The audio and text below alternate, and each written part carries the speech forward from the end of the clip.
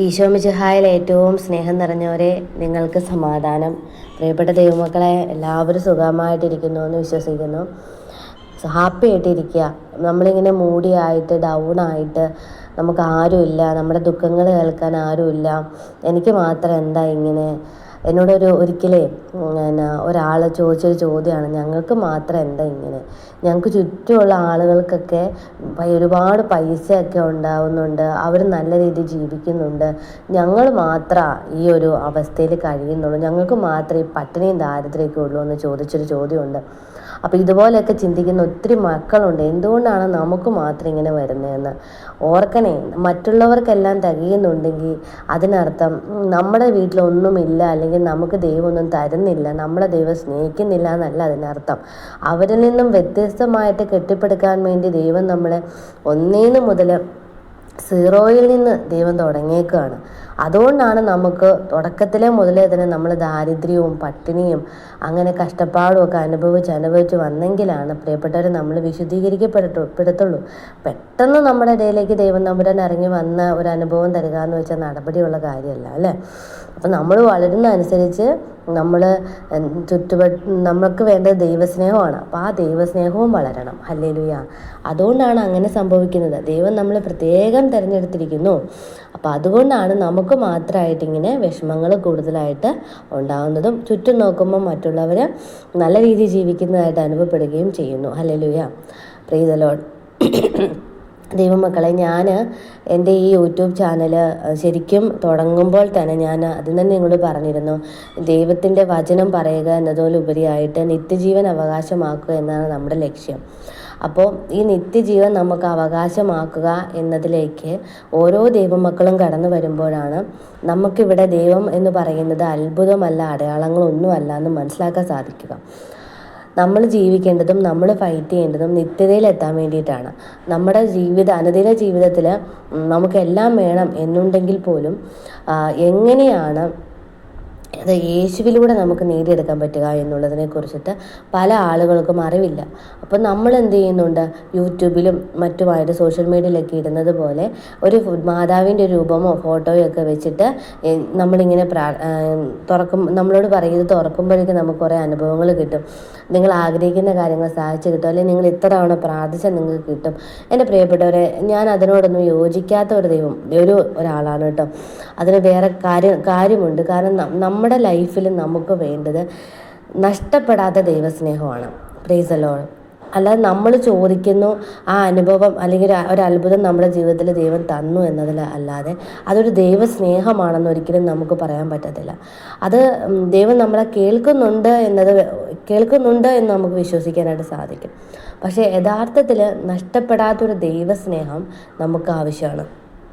ഇതാഗ്രഹിക്കുന്നവർ മാത്രം എൻ്റെ ഈ യൂട്യൂബ് ചാനൽ കണ്ടാൽ മതി. അല്ലാത്ത ഈ അത്ഭുതങ്ങളും അടയാളങ്ങളും ഞാൻ പറയത്തില്ല. അത് പറയാൻ ഒരിക്കലും പരിശുദ്ധാമ്മ എന്നെ അനുവദിക്കത്തുമില്ല. നമ്മുടെ ജീവിതത്തിൽ അനുദിനം പരിശുദ്ധാമ്മ പറയുന്നൊരു കാര്യമാണ് പ്രാർത്ഥിക്കുക. ഹല്ലേലൂയ. പ്രാർത്ഥിക്കുക. എങ്ങനെയാണ് പ്രാർത്ഥിക്കേണ്ടത്? സഹനമെടുത്ത് പ്രാർത്ഥിക്കുക. എന്തിനു വേണ്ടിയാണ് നമ്മൾ സഹനം എടുത്ത് പ്രാർത്ഥിക്കേണ്ടത്?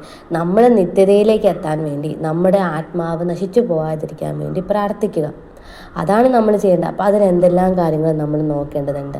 ഇതിന് എന്തെങ്കിലും എളുപ്പ വഴിയുണ്ടോ എന്നൊക്കെ നോക്കുന്നവരാണ് പലരും. ഇതിനൊറ്റ ഒരു എളുപ്പ വഴി മാത്രമേ ഉള്ളൂ. ദൈവം നമ്മളിൽ നിന്ന് ആവശ്യപ്പെടുന്ന കാര്യങ്ങൾ നമ്മൾ ചെയ്തു കൊടുക്കുകയാണെങ്കിൽ നമ്മൾ ആവശ്യപ്പെടുന്ന കാര്യങ്ങൾ ദൈവം നമുക്ക് ചെയ്തു തരും. വളരെ സിമ്പിളാണ് കേട്ടോ. ഇത്ര മാത്രമേ ഉള്ളൂ. ദൈവം തമ്പുരാൻ എന്താണോ നമ്മളെന്ന് ആഗ്രഹിക്കുന്നത് ആ കാര്യങ്ങൾ നമ്മൾ ചെയ്തു കഴിഞ്ഞാൽ നമ്മൾ എന്ത് ചോദിച്ചാലും കർത്താവ് തരും.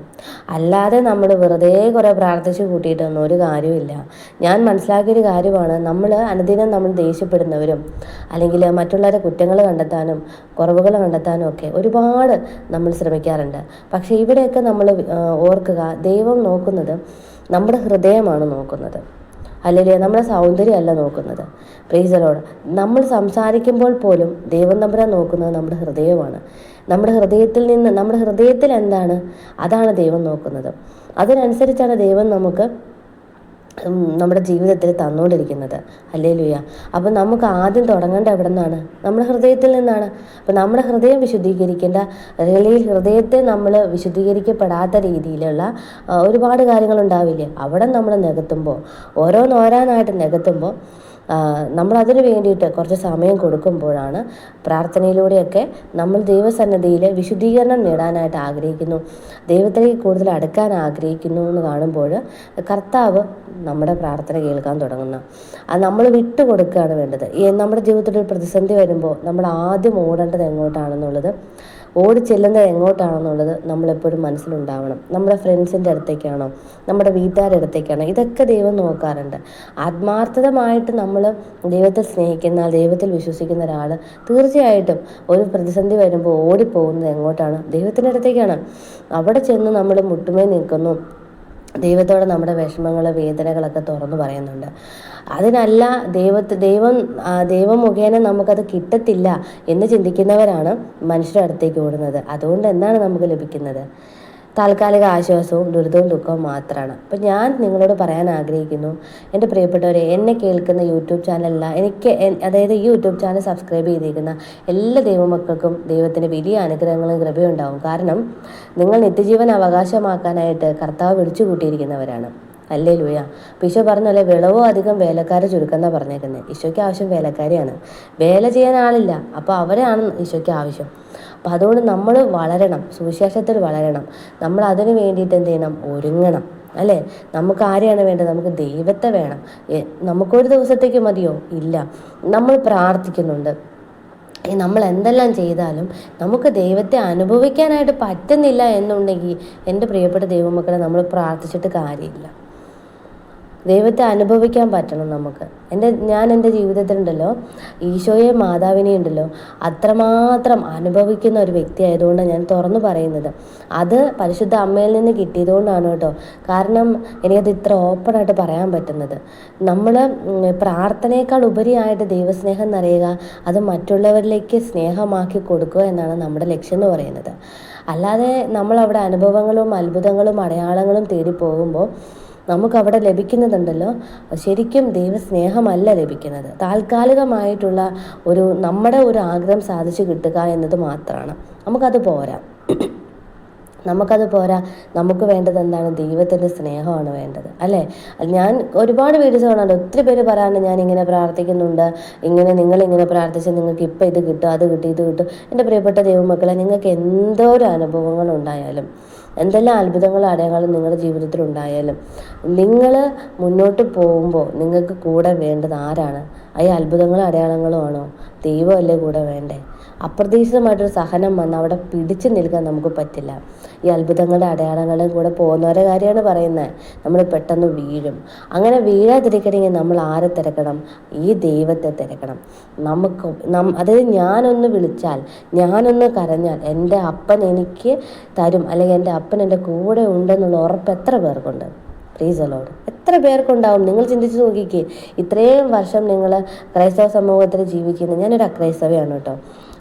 അപ്പോൾ നിങ്ങൾ ജീവിച്ചിട്ട് നിങ്ങളൊന്ന് കരഞ്ഞാൽ നിങ്ങൾക്ക് ഉടനെ മറുപടി തരുന്നൊരു ദൈവം നിങ്ങളുടെ കൂടെ, നിങ്ങൾക്ക് ചങ്ക് കൈ വെച്ച് എത്ര പേർക്ക് പറയാൻ പറ്റും?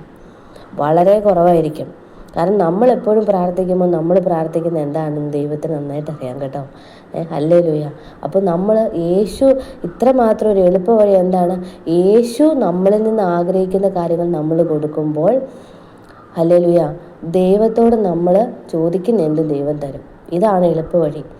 ഓർത്ത് വെച്ചുകൊള്ളുക.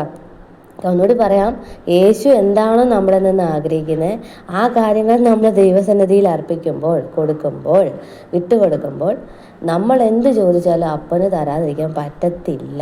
കാരണം അത് കണ്ടീഷനാണ്. ഹല്ലേലൂയ.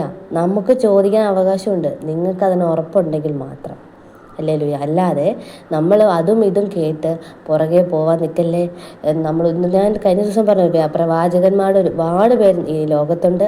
പലരും പല അറിവുകളും നമുക്ക് പകർന്നു നൽകുന്നുണ്ട്.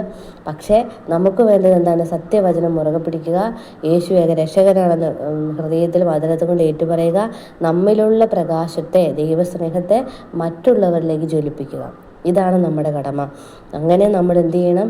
മറ്റുള്ളവരിൽ ദൈവസ്നേഹം നിറയ്ക്കുകയും അങ്ങനെ നമ്മളും അവരോടൊപ്പം തന്നെ ഒരുപാട് ദൈവമക്കളുടെ ആത്മാക്കളെ നിത്യജീവനിലേക്ക് പ്രവേശിപ്പിക്കുക. ഇതാണ് നമ്മുടെ ദൗത്യം. നമ്മുടെ ഭൂമിയിലുള്ള ദൗത്യം എന്ന് പറയുന്നത് ഇതാണ് നമ്മുടെ ദൗത്യം.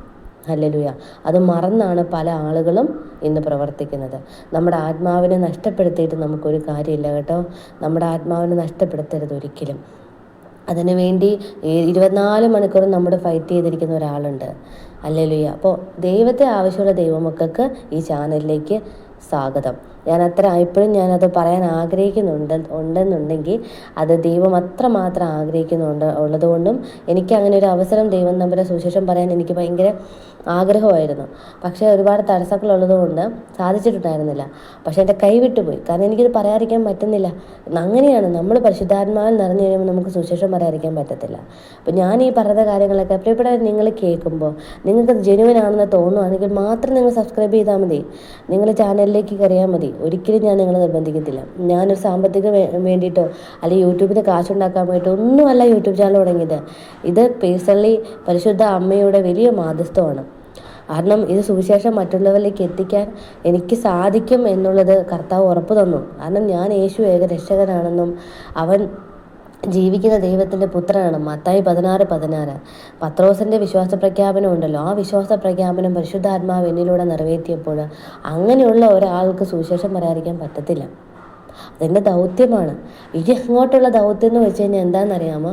ഒത്തിരി അനുഭവങ്ങളാണ്. കാരണം ഈശോ എന്നെ കൊണ്ടുപോകാൻ പോകുന്നത് വലിയ അനുഭവങ്ങളിലൂടെയാണ്. കഴിഞ്ഞ ദിവസങ്ങളിൽ എൻ്റെ ജീവിതത്തിൽ കുറേ സഹനങ്ങളിലൂടെയൊക്കെ ഞാൻ കടന്നുപോയ സമയത്ത് ഞാൻ എപ്പോഴും എനിക്ക് ദൈവം ഒരു ആളെ ഏർപ്പാട് ചെയ്തിട്ടുണ്ടാവും സംസാരിക്കാനായിട്ട്. ആത്മീയമായിട്ടൊരു ബ്രദർ പറഞ്ഞൊരു കാര്യമുണ്ട്. അദ്ദേഹം എന്നോട് ബോധ്യപ്പെടുത്തിയൊരു കാര്യമാണ്. ഇതിനു മുമ്പും എന്നോട് പറഞ്ഞിട്ടുണ്ട്. അന്ന് പരിശുദ്ധ അമ്മയോട് ചേർന്ന് പ്രാർത്ഥിക്കുന്ന സമയത്ത് ബ്രദർ പറഞ്ഞിട്ട് റോസാമിസ്റ്റിക്ക മാതാവിൻ്റെ വലിയ സാന്നിധ്യം കൂടെ ഉണ്ട് കേട്ടോ. അമ്മ ഇങ്ങനെ ചേർത്ത് പിടിച്ച് നടക്കുന്നത് എന്ന് പറഞ്ഞ് അന്ന് ഈ ബ്രദർ എന്നോട് പറഞ്ഞൊരു കാര്യമാണ്, ജ്ഞാനസ്നാനം സ്വീകരിക്കാനായിട്ട് ഈശോ ഒരുക്കുന്നുണ്ടെന്ന് പറഞ്ഞ്. അപ്പം നമ്മൾ എൻ്റെ ഉള്ളിൽ അങ്ങനെ ഒരു ഭയങ്കര ആഗ്രഹം ഉണ്ടായിരുന്നു ജ്ഞാനസ്നാനം സ്വീകരിക്കണം എന്നുള്ളത്. അപ്പം കുടുംബത്തോടെ ജ്ഞാനസ്നാനം സ്വീകരിക്കും. അതായത് ഹസ്ബൻഡ് ആൻഡ് വൈഫ്, അത് കുട്ടികൾ. അപ്പോൾ അവർ ജ്ഞാനസ്നാനം സ്വീകരിക്കണം. അപ്പോൾ അതിന് വേണ്ടിയിട്ട് ഈശോ ഒരുക്കുന്നുണ്ട്. അതിന് വേണ്ടി ദൈവം പ്രിപ്പയർ ചെയ്തുകൊണ്ടിരിക്കുന്നു. അതിന് വേണ്ടിയിട്ട് നന്നായിട്ട് ഒരുങ്ങി പ്രാർത്ഥിക്കാൻ പറഞ്ഞു. അപ്പം നമുക്ക് ദൈവം സഹനം തരുന്നത് എന്തിനാ? ഒരുക്കമാണ് കേട്ടോ. അപ്പോൾ നമ്മൾ അതും വിഷമിക്കല്ലേ. നിങ്ങൾക്ക് സാമ്പത്തിക തകർച്ച പ്രതിസന്ധികളൊക്കെ ഉണ്ടെങ്കിൽ ഇന്നത്തെ കാലത്ത് ഒരുപാട് പേര് പ്രവചിക്കുന്നുണ്ട് പൈശാചിക ബന്ധനമാണ്, കുരുക്കാണ്, അതാണ് ഇതാണെന്നൊക്കെ പറഞ്ഞ് എല്ലാവരും പറയാറുണ്ട്. ഞാൻ ഒത്തിരി കാര്യങ്ങൾ കാണാറുണ്ട്, കേൾക്കാനുള്ള ഒരാളാണ്. എൻ്റെ പ്രിയപ്പെട്ടവർ, ഇതൊക്കെ ദൈവം പൊട്ടിച്ചെറിഞ്ഞാണ് കേട്ടോ. ബന്ധനം ഇല്ലെന്ന് ഞാൻ പറയുന്നില്ല, പക്ഷേ ഒന്നും ബന്ധനമല്ല കേട്ടോ. നമുക്ക് സാമ്പത്തിക പ്രതിസന്ധിയും ബുദ്ധിമുട്ടുകളൊക്കെ ഉണ്ടാവുന്നതിന് ഒരു കാരണം ഉണ്ടാവും. എവിടെ നിന്നാണ് തുടങ്ങിയത്, അതിൻ്റെ അടിസ്ഥാനം എവിടെ നിന്നാണ് നമ്മൾ ചിന്തിച്ചാൽ നമുക്ക് മനസ്സിലാകും. ഹല്ലേലൂയ. അതുകൊണ്ട് നിങ്ങൾ ഓർക്കുക, കുരിശിൽ നമുക്ക് വേണ്ടി ഈശോ ഇതിനെല്ലാം തന്നെ കാൽക്കീഴിലാക്കിയതാണ് കേട്ടോ. അതുകൊണ്ട് അവൻ്റെ ചോരയാൽ നമ്മളെ പരിശുദ്ധിയിലേക്ക് കൊണ്ടുപോകാൻ വേണ്ടിയാണ് കർത്താവ് കുരിശിൽ മരിച്ചത്. അതുകൊണ്ട് ഇങ്ങനെയുള്ള കാര്യങ്ങൾ നിങ്ങൾ ചിന്തിക്കാതെ പ്രവർത്തിക്കാതെ നിങ്ങളുടെ ഹൃദയത്തിൽ ദൈവമേ എന്നൊരു വാക്ക് മാത്രം ഉണ്ടാകാൻ പാടുള്ളൂ. യേശുവേ എന്നൊരു വാക്ക് മാത്രം. അതല്ല, അതിനപ്പുറത്തേക്ക് ഒന്നും ചിന്തിക്കണ്ട കേട്ടോ. അപ്പോൾ എല്ലാവരും വളരെ സന്തോഷത്തോടെ ഹാപ്പിയോടെ ഇരിക്കുക കേട്ടോ. പ്രാർത്ഥിക്കണം എനിക്ക് വേണ്ടിയിട്ട്. എല്ലാവരും പ്രാർത്ഥിക്കണം. നമ്മൾ പരസ്പരം പ്രാർത്ഥിക്കണം. മധ്യസ്ഥ പ്രാർത്ഥനയ്ക്ക് ഭയങ്കര ശക്തിയുണ്ട്. കാരണം നമ്മൾ 2 പേര് ഒരുമിച്ച് കൂടി ചോദിക്കുന്ന ഏത് കാര്യം ഈശോ കൊടുക്കും അല്ലേ. അതുപോലെ എൻ്റെ നാമത്തിൽ 2, 3 അതിലധികമോ ആളുകൾ കൂടുന്നിടത്തും കർത്താവ് ഇറങ്ങി വരുമെന്ന് പറഞ്ഞിരിക്കുന്നത്. അപ്പോൾ അതുകൊണ്ട് ഇന്ന് ഈ ചാനലിലൂടെ എന്നെ കേൾക്കുന്ന ദൈവമക്കളെ, നിങ്ങൾ ആരും വിഷമിക്കാതിരിക്കുക, സന്തോഷത്തോടെ. ഒരുപാട് അനുഭവങ്ങൾ കർത്താവ് തരും നമുക്ക് ഈ നാളുകളിലൂടെ. അപ്പോൾ അതിന് വേണ്ടിയിട്ടാണ് ഈശോനെ കൂട്ടിക്കൊണ്ട് പോയിക്കൊണ്ടിരിക്കുന്നത്. തുടക്കമാണിത്, തുടങ്ങിയിട്ടേ ഉള്ളൂ കേട്ടോ. അപ്പോൾ പോകും തോറും നമുക്കത് അനുഭവിക്കാനായിട്ട് സാധിക്കും. ഒത്തിരി അനുഭവങ്ങൾ കർത്താവ് തരും കേട്ടോ. അപ്പോൾ അതുകൊണ്ട് നിങ്ങൾ വിശ്വസിക്കുക. ആരിൽ വിശ്വസിക്കുക? എന്നിൽ വിശ്വസിക്കുവാൻ, എൻ്റെ പിതാവിലും വിശ്വസിക്കുവാൻ. ഹല്ലേലൂയ. ധൈര്യത്തോടെ ഇരിക്കുക, സന്തോഷത്തോടെ ഇരിക്കുക കേട്ടോ. ഹാപ്പിയായിട്ടിരിക്കുക.